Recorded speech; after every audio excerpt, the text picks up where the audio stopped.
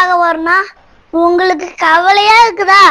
அப்ப இந்த வீடியோ பாருங்க, கவலையெல்லாம் போயிடும். தங்கச்சிக்கு சுவாமிநாதன் அவங்க கதைகளை கேட்கவோமா? ஒருத்தர் ரொம்ப கவலையோடு உட்காந்துருந்தார். எதை பற்றி சார் கவலைப்படுறீங்கன்னு கேட்டோம். எதிர்காலத்தை பற்றி கவலைப்படுறேன்னார். ஏன்னு கேட்டோம்.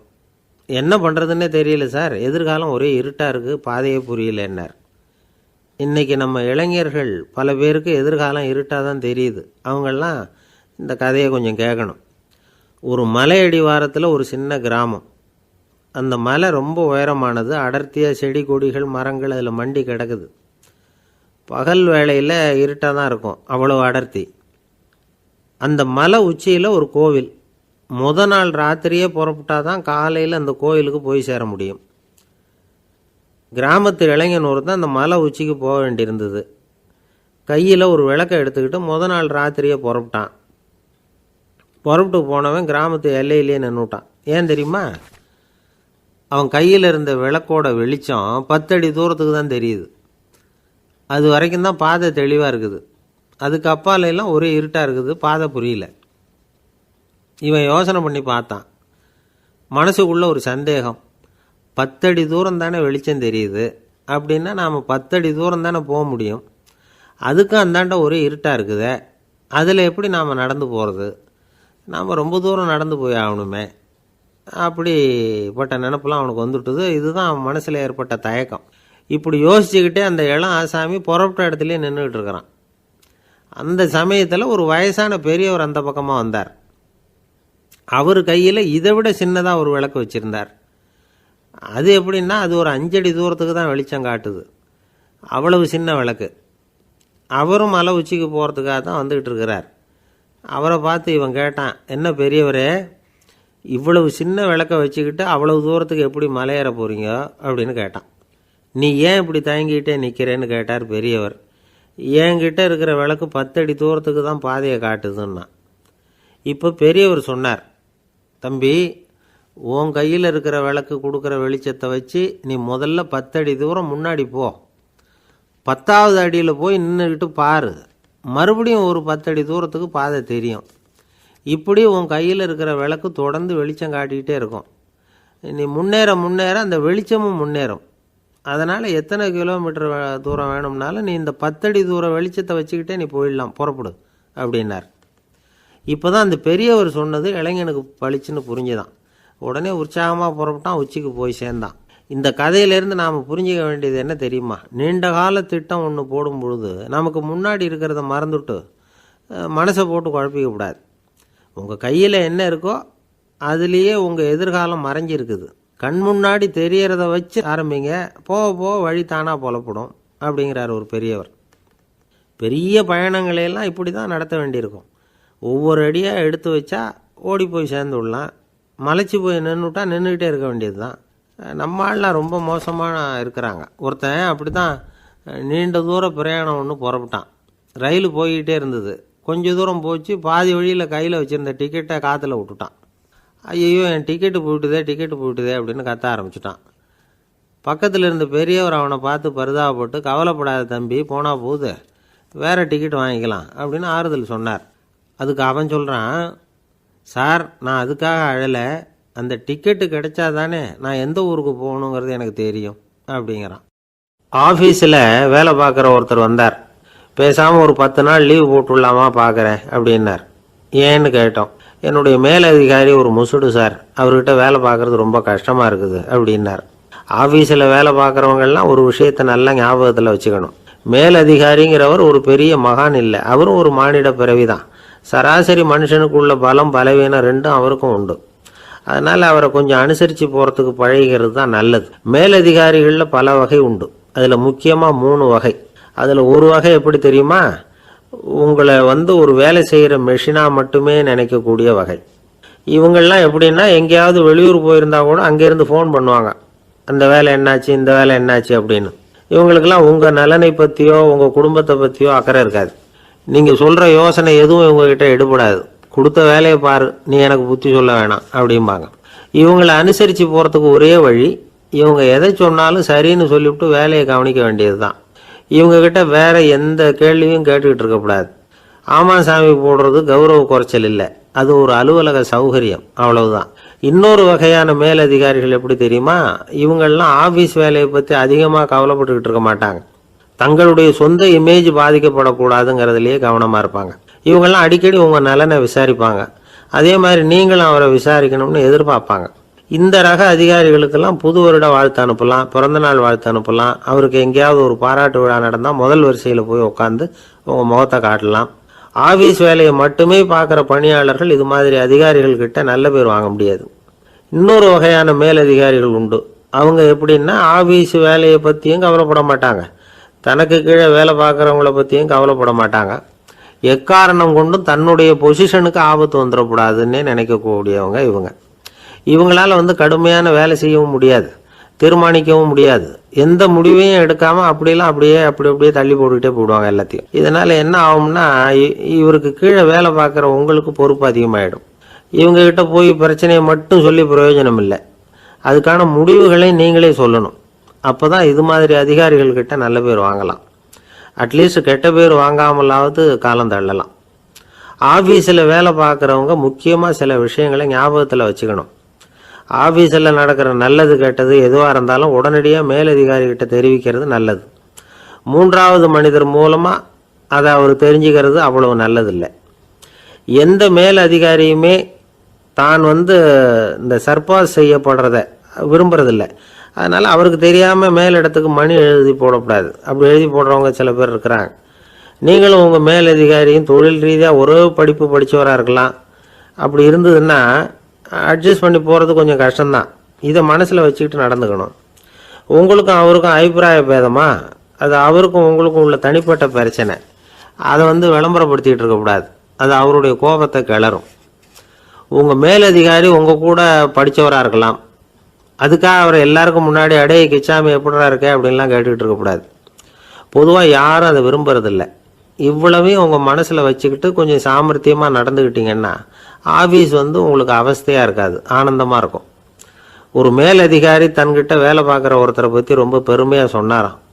எங்கள் ஆஃபீஸில் எவ்வளவோ பேர் வேலை பார்க்குறாங்க, எல்லாரும் தினமும் ஏதாவது பிரச்சனைகளை சொல்லிகிட்டு இருப்பாங்க. ஆனால் இவர் ஒருத்தர் மட்டும்தான் இது வரைக்கும் என்கிட்ட எந்த பிரச்சனையும் சொன்னதே இல்லை. அவர் பாட்டுக்கு வருவார், வேலை பார்ப்பார், போயிடுவார் அப்படின்னாராம். நான் உடனே அவ்வளவு பெருமைக்குரிய அந்த ஊழியரை பார்த்து கேட்டேன், ஏன்பா உன்னுடைய மேலதிகாரிகிட்ட நீ எந்த பிரச்சனையும் கொண்டுகிட்டு போகிறதே இல்லையாமே அப்படின்னு கேட்டேன். அதுக்கு அவர் சொல்கிறாரு, ஆமாங்க, அது ஏன்னா அவரால் எந்த பிரச்சனையுமே தீர்க்க முடியாதுங்கிறது எனக்கு நல்லா தெரியும், அதனால் அப்படி செய்கிறேன், வேற ஒன்றும் இல்லை அப்படின்னார் ரொம்ப பொறுமையாக. ஒரு அம்மா, அவங்களுக்கு 35 வயசு இருக்கும், குடும்பத்தில் எந்த கஷ்டமும் இல்லை. இருந்தாலும் காரணம் இல்லாமல் பிள்ளைங்க பேரில் கோவப்படுறது, எரிஞ்சு விழுறது அவங்க வழக்கம். பிள்ளைங்க அழும், உடனே அவங்க மனசும் சங்கடப்படும். இன்னொரு அம்மா, நல்ல வேலையில் இருக்கிறவங்க, வாரத்துக்கு ஒரு தடவையாவது தலைவலி வந்துடும். இவங்களுக்கெல்லாம் உடம்புல எந்த கோளாறும் இல்லை, மனசு மட்டும் சரியாக இருக்காது, தூக்க மாத்திரை கையில் வச்சுருப்பாங்க.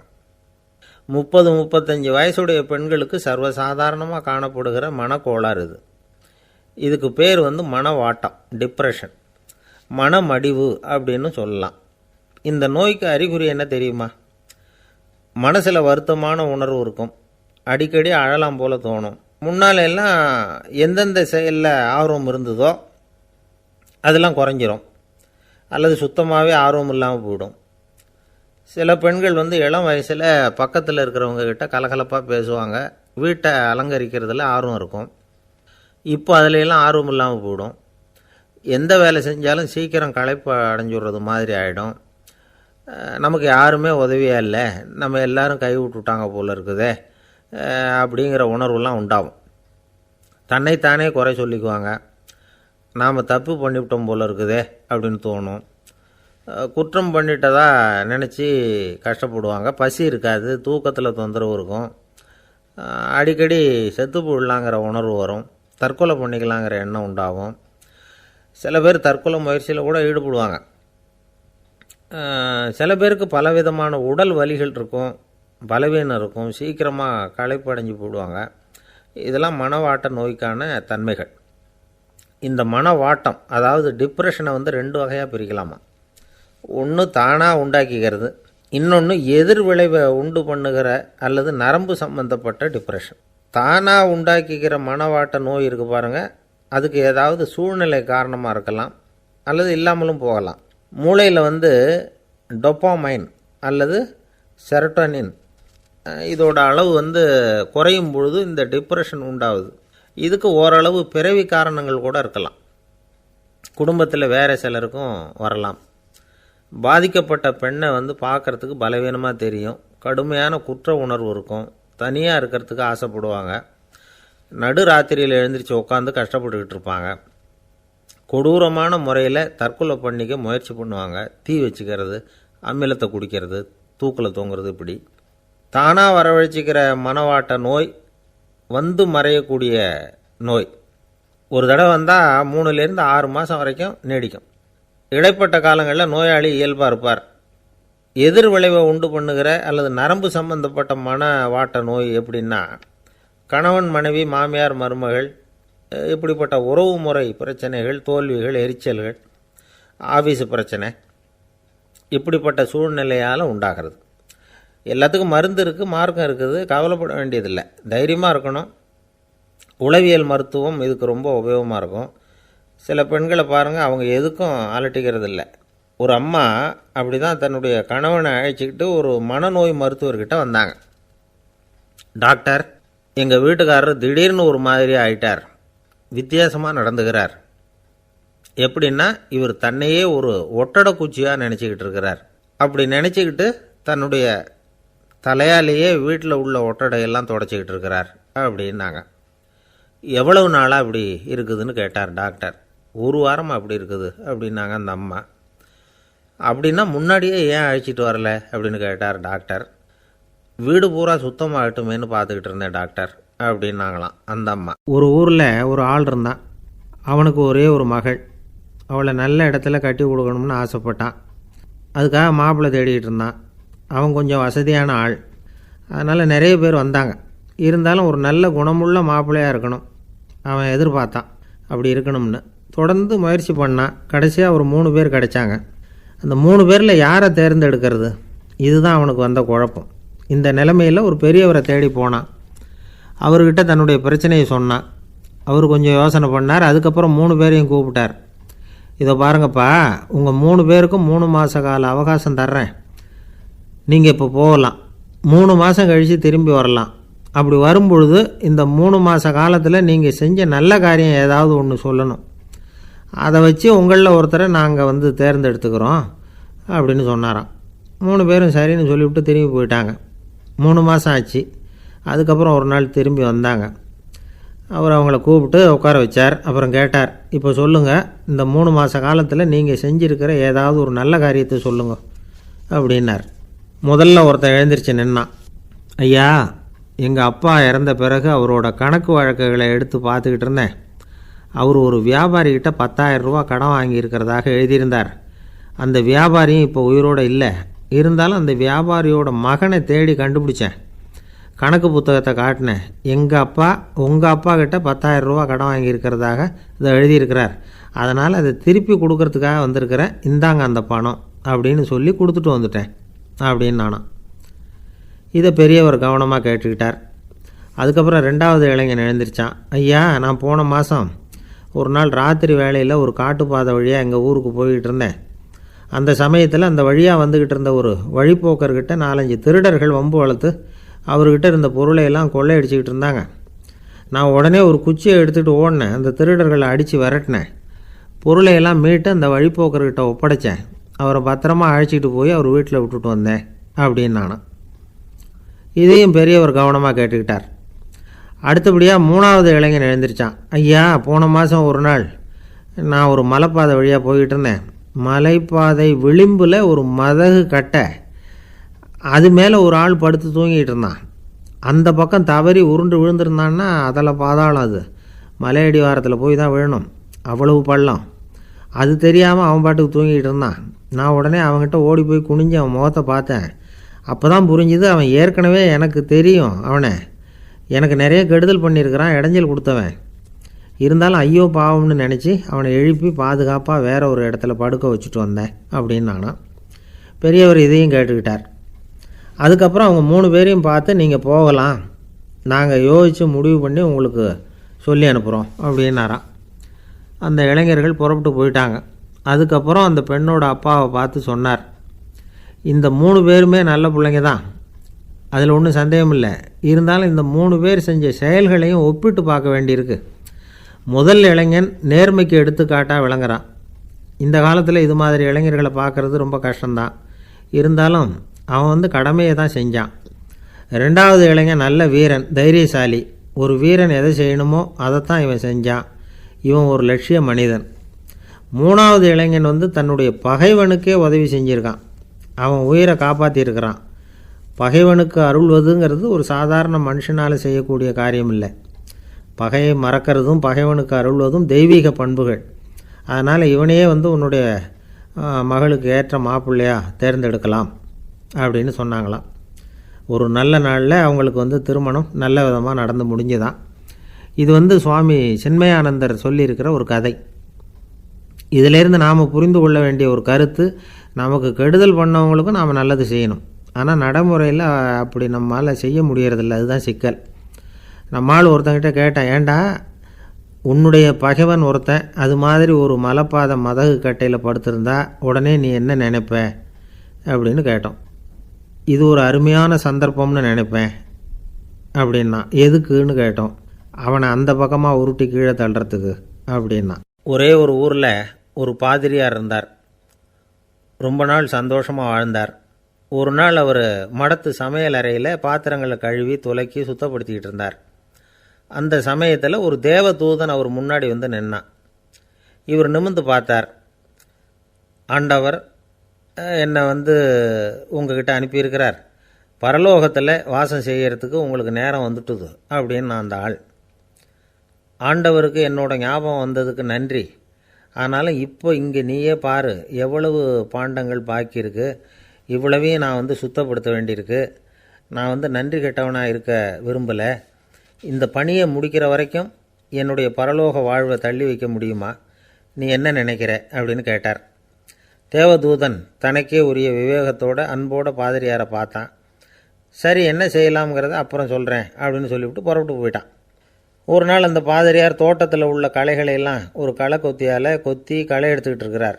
அந்த சமயத்தில் இந்த தேவதூதன் மறுபடியும் அவர் முன்னாடி நிற்கிறான். பாதிரியார் பார்த்தார். இதை பாரு, இந்த தோட்டம் பூராவும் எவ்வளவு களை மண்டி கிடக்கு, பரலோகம் கொஞ்ச காலம் எனக்காக பொறுத்திருக்கலாம்னு நீ நினைக்கிறியா அப்படின்னு கேட்டார். தேவதூதன் சிரிச்சுக்கிட்டே மறுபடியும் மறைஞ்சிட்டான்.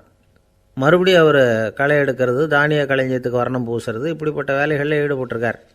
இன்னொரு நாள் ஒரு மருத்துவமனையில் நோயாளிகளை கவனிச்சிக்கிட்டு ரொம்ப தீவிரமாக இருக்கிறார் அந்த பாதிரியார்.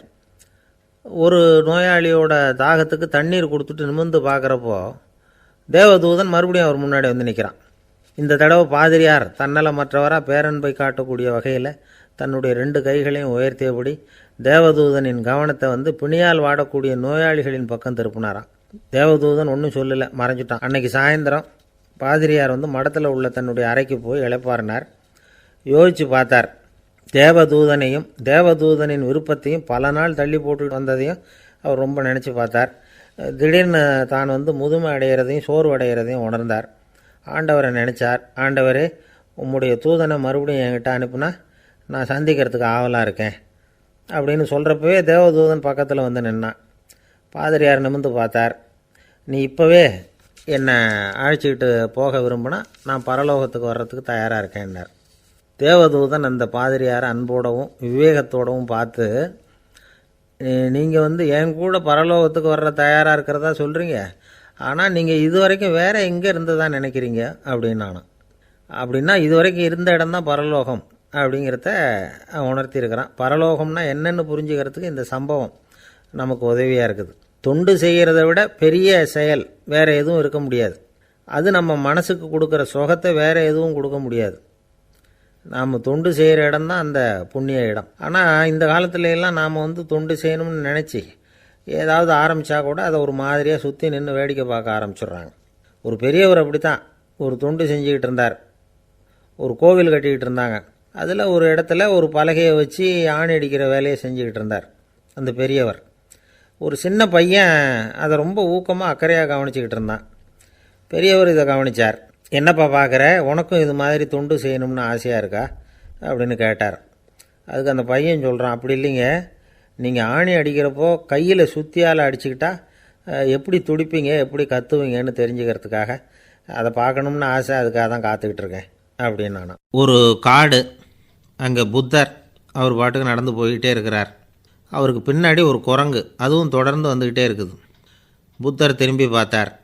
குரங்கு அப்படியே குதித்து உயர எழும்பி ஒரு கிளையில் போய் உக்காந்துது. ஏன் இப்படி பண்ணுறேன்னு கேட்டார் புத்தர். என்னை சாதாரணமாக நினைக்க வேணாம், நான் மகாமந்தி, என்னால் எல்லாம் முடியும், முடியாதுங்கிற வார்த்தையே என்னுடைய அகராதியில் கிடையாது, என்ன வேணும்னாலும் செய்வேன் அப்படின்னுது. அப்படின்னா ஒரு பந்தயம் வச்சுக்கலாமான்னார் இவர். ஓ வச்சுக்கலாமேன்னுது. வேற ஒன்றும் இல்லை, இப்போ நீ மேலே எழும்பி அந்த கிளையில் உட்காந்தது மாதிரி அங்கேருந்து தாவி என் உள்ளங்கையில் உட்காரணும், அவ்வளவுதான் அப்படின்னார். அப்படி உட்காந்துட்டா என்ன பரிசு அப்படின்னு கேட்டது அது. சொர்க்கத்தில் இருக்கிற மாமன்னன் மரகத சக்கரவர்த்தியை என்னோட இருக்கும்படியாக கூப்பிட்டுக்கிறேன். அந்த சமயத்தில் அவருடைய அரியணை அங்கே காலியாகிடும், நீ அதில் போய் உட்காந்துக்கலாம். பந்தயத்தில் தோத்துட்டா ஒரு கல்ப காலம் இந்த பூமியில் வாழ வேண்டியிருக்கும், அதுக்கு பிறகு தான் என்கிட்ட வர முடியும், என்ன சொல்கிற அப்படின்னார். குரங்குக்கு தாவறது ஒரு பெரிய காரியமா, இது எனக்கு ரொம்ப சாதாரண விஷயம், என்ன இப்போவே தாவட்டுமா அப்படின்னுது. சரின்னு சொல்லி உள்ளங்கையை நீட்டினார். அவருடைய கை தாமரை இலை அளவுக்கு அப்படியே விரிஞ்சுது. குரங்கு சௌகரியமாக உட்கார்றதுக்காக. குரங்கு தாவறதுக்கு தயாராச்சு. அதுக்கு முன்னாடி ஒரு சின்ன யோசனை அதுக்கு. இந்த கிளையிலேருந்து அந்த கைக்கு தாவறது எனக்கு ரொம்ப அற்பமான ஒரு வேலை, இது ரொம்ப சாதாரணம், என்னுடைய கௌரவத்துக்கு இது சரியாக இருக்காது. அதனால் நான் என்ன பண்ண போகிறேன்னா, இங்கேருந்து கிளையிலேருந்து அப்படியே உயர எழும்ப போகிறேன். எழும்பி மேல் உலகம் போய் அங்கே ஒரு சுற்றிவிட்டு அதுக்கப்புறம் அங்கேருந்து நேராக இந்த கையில் உட்கார போகிறேன் அப்படின்னு நினச்சிது. என்ன யோசிக்கிற அப்படின்னார் புத்தர். ஒன்றும் இல்லை, இந்த பாயிரம் பார் அப்படின்னு சொல்லி தாவி உயர போயிட்டுது. கொஞ்ச நேரத்தில் வான உலகத்துக்கே போய் சேர்ந்துட்டுது. அங்கே போய் பார்த்தா அங்கே ஒரு 5 பளிங்கு தூண்கள் இளம் சிவப்பு நிறத்தில் நின்றுக்கிட்டு இருக்குது. குரங்கு நினச்சிக்கிட்டது, புத்தர்கிட்ட போய் இந்த பளிங்கு தூண்களை பார்த்தோம்னு சொன்னால் அப்படியே திகைச்சு போயிடுவார், இந்த தூணில் ஏதாவது அடையாளம் செஞ்சுட்டு போகணும் அப்படின்னு அந்த இடத்துல மிதந்துக்கிட்டே நினச்சிது. உடனே ஒரு தூணில் எழுதிச்சு. என்ன எழுதிச்சுன்னா, ஒரு மகா ஞானி இங்கே போகிறார் அப்படின்னு எழுதிச்சு. எழுதிவிட்டு அப்படியே கீழே தாவி புத்தரோட உள்ளங்கையில் உட்காந்துது. எப்படி பார்த்தீங்களா என்னுடைய வேலை, வான உலகத்துக்கே போய் அங்கே இருக்கிற 5 பளிங்கு தூண்களை பார்த்துட்டு அதில் நான் வந்த விவரத்தை எழுதி வச்சுட்டு அதுக்கப்புறம் இங்கே வந்திருக்கிறேன் அப்படின்னுது ரொம்ப பெருமையாக. அப்படியா அப்படின்னார் புத்தர். ஆமாம், சந்தேகமாக இருந்தால் வாங்க அழைச்சிட்டு போய் காட்டுறேன் அப்படின்னுது அந்த குரங்கு. அதுக்கு தேவையில்லை, அப்படியே கொஞ்சம் கீழே குனிஞ்சு பார் தெரியும் அப்படின்னார் புத்தர். அங்கே பார்த்தா புத்தரோட உள்ளங்கை தெரிஞ்சுது. நல்லா உத்து பார்த்துது. அவரோட ஒரு விரலில் அது எழுதிய வாசகம் தெரிஞ்சுது. குரங்கு யோசனை பண்ணிச்சு, அப்படின்னா வானத்தில் நான் பார்த்தது புத்தரோட விரல்களா அப்படின்னு யோசிச்சுது. இதை புரிஞ்சுக்கிட்ட உடனே அந்த குரங்கோட கர்வம் அழிஞ்சு போச்சான். நம்ம மனசு தான் இந்த குரங்கு. மனம்ங்கிறதும் ஆணவங்கிறதும் ஒரு நாணயத்தின் 2 பக்கங்கள். மனம் உள்ளவரை ஆணவமும் இருக்கும். மனம் அழிஞ்சாதான் ஆணவம் அழியும். மனம் அழிய வேண்டும் அப்படின்னு பெரியவங்க சொல்கிறது இந்த அர்த்தத்தில் தான். நம்ம ஆளுங்க சவால் விடுறதெல்லாம் வேறு மாதிரி. ஒருத்தன் ஒரு வாய்க்காலை தாண்டுறேன்னு பந்தயம் கட்டி தாண்ட முடியாமல் வாய்க்காலில் விழுந்து காலை உடச்சிக்கிட்டு கட்டு போட்டுக்கிட்டு வந்தான். ஏன்டா அப்படின்னு கேட்டாங்க. நான் பந்தயம் கட்டின நேரம் சரியில்லை அப்படின்னா. எப்படிறான்னு கேட்டிருக்காங்க. வாய்க்காலில் தண்ணி இருக்கிற நேரமாக பார்த்து பந்தயம் கட்டியிருக்கணும் அப்படின்னானா. இந்த உலகத்தில் எவ்வளவோ உயிரினங்கள் இருக்குது, ஒவ்வொன்றும் ஒவ்வொரு விதமாக சண்டை போடுது. இப்போ 2 மாடு சண்டை போட்டுக்குதுன்னு வச்சுக்கோங்க, என்ன பண்ணும், 2 முட்டிக்கும். அதுக்கு சண்டை போடுறதுக்கு ஆயுதமாக உபயோகப்படுறது அதோட கொம்பு. 2 சேவல் சண்டை போட்டுக்குதுன்னு வச்சுக்கோங்க, அதுக்கு ஆயுதமாக உபயோகப்படுறது அதோட கால் நகம். காலால் தான் அது ஒன்றோட ஒன்று சண்டை போட்டுக்கும். ஆனால் 2 மனுஷன் சண்டை போட்டுக்கிறான்னு வச்சுக்கோங்க, இவன் இன்னதை தான் ஆயுதமாக உபயோகப்படுத்துவான்னு குறிப்பிட்டு சொல்ல முடியாது. கல்லை எடுப்பான், கத்தி எடுப்பான், துப்பாக்கி எடுப்பான், என்ன வேணாலும் பண்ணுவான். வாயால் திட்டுவான், கையால் அடிப்பான், காலால் உதைப்பான், சகலகலா வல்லவன். விலங்குகள்லாம் பொதுவாக வாயை சாப்பிட்றதுக்கு மட்டும்தான் உபயோகப்படுத்துது. ஆனால் இவனுக்கு சாப்பிட்றதுக்கும் அதுதான், சாப்பிட்டு விட்டு திட்டுறதுக்கும் அதுதான். ஆனால் ஒரு விஷயத்தில் மட்டும் கெட்டிக்கிறேன். அதாவது நாம் சண்டை போட்டுக்கிட்டாலும் பரவாயில்லை, கோழிகள் சண்டை போடாமல் இருக்கணும் அப்படின்னு ஆசைப்படுறான். எதுக்காக? கோழிகள் சண்டை போடாமல் இருந்தால் நிறைய முட்டைகள் போடுமா. அதுக்காக தான் இந்த அக்கறை. கோழி பண்ணை வச்சுருக்கிறவங்களுக்கு இது ஒரு பெரிய பிரச்சனை. அதாவது பண்ணையில் இருக்கிற கோழிகளுக்குள்ளே அடிக்கடி சண்டை வந்துடும். அதனால் முட்டை உற்பத்தி குறைஞ்சிரும். சரி, இதுக்கு என்ன பண்ணுறது? பண்ணையில் போய் உட்காந்துக்கிட்டு தினமும் பஞ்சாயத்து பேசிகிட்டு இருக்க முடியுமா? அமெரிக்காவில் கோழி பண்ணை வச்சுருக்கிற ஒருத்தர் இதை பற்றி யோசனை பண்ணி பார்த்தாராம். ஒரு வழியையும் கண்டுபிடிச்சிருக்கார். கோழிக்கெல்லாம் மூக்கு கண்ணாடி மாட்டி விட்டுட்டோம்னா அது சண்டை போடுற குணம் குறைஞ்சிரும், முட்டை அதிகமாகிடும். அந்த கண்ணாடியில் உள்ள லென்ஸு சிவப்பு நிறத்தில் இருக்கணும், அவ்வளவுதான் அப்படின்னு அவர் கண்டுபிடிச்சாராம். இது ஏற்கனவே நடைமுறையில் கண்டுபிடிக்கப்பட்ட ஒரு விஷயம். ஆனால் எல்லா கோழிக்கும் சிவப்பு மூக்கு கண்ணாடி எப்படி மாட்டி விடுறது? அப்படியே மாட்டி விட்டாலும் அது நழுவாமல் இருக்கணுமே. இப்போ நாமெல்லாம் நடு விரலால் மூக்கு கண்ணாடி நடுவில் தொட்டு அப்படி ஸ்டைலாக சரி பண்ணிக்கிறோம். அது மாதிரி கோழி எப்படி சரி பண்ணிக்கும்? இதுதான் பிரச்சனை. இதுக்கு அவர் என்ன வழி கண்டுபிடிச்சாருன்னா, கோழிக்கெல்லாம் மூக்கு கண்ணாடிக்கு பதிலாக விழியொட்டு வில்லைகள், காண்டாக்ட் லென்ஸ், அதை பொருத்தி விட்டா என்ன அப்படின்னு யோசனை பண்ணார். அதே மாதிரி பண்ணார். அதே மாதிரி செஞ்சு பார்த்தார், வெற்றி. அதுக்கப்புறம் கோழியெல்லாம் சண்டை போட்டுக்கலையாம், சமாதான பிரியர்கள் ஆகிட்டு தான். கோழிகளுக்கு இயல்பாகவே சண்டை போடுற குணம் உண்டு.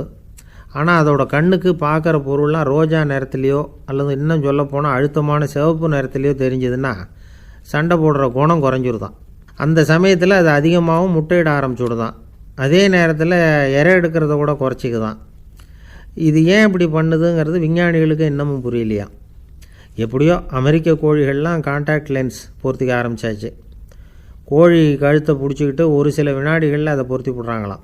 கோழியோட ஆயுள் பூரா அது அப்படியே இருக்குமா. பண்ணையில் முட்டை உற்பத்தி குறைஞ்சா இது மாதிரி விஞ்ஞானபூர்வமாக பரிகாரம் தேடுறது தான் நல்லது. நமக்கு வேண்டியப்பட்ட ஒருத்தர், அவர் ஒரு கோழி பண்ணை வச்சுருந்தார். அந்த பண்ணையில் பாதி கோழி திடீர்னு செத்து போச்சு. உடனே ஒரு கால்நடை மருத்துவர்கிட்ட போக வேண்டியது தானே. அங்கே போகல. உள்ளூரில் மந்திரம் பண்ணிகிட்டு இருந்த ஒரு சாமியார்கிட்ட போனார். அவர் காலில் விழுந்தார். சாமி, என் பண்ணையில் பாதி கோழி செத்து போட்டுதுன்னார். சாமியார் யோசனை பண்ணார்.